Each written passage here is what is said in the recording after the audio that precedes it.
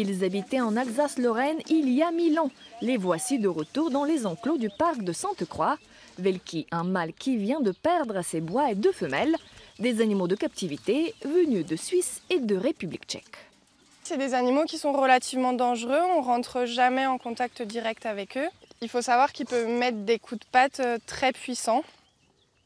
Et puis comme vous voyez, ils sont plus grands que moi, donc ils pourraient faire très mal.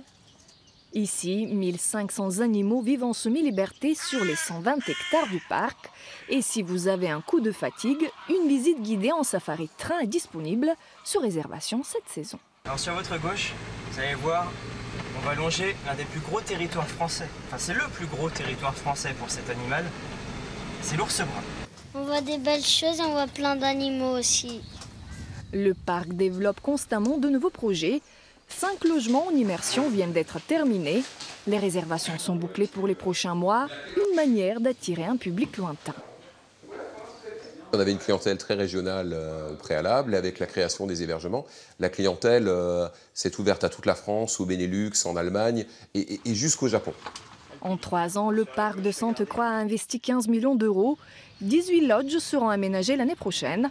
Cela permettra de tripler les nuitées et créer des emplois supplémentaires.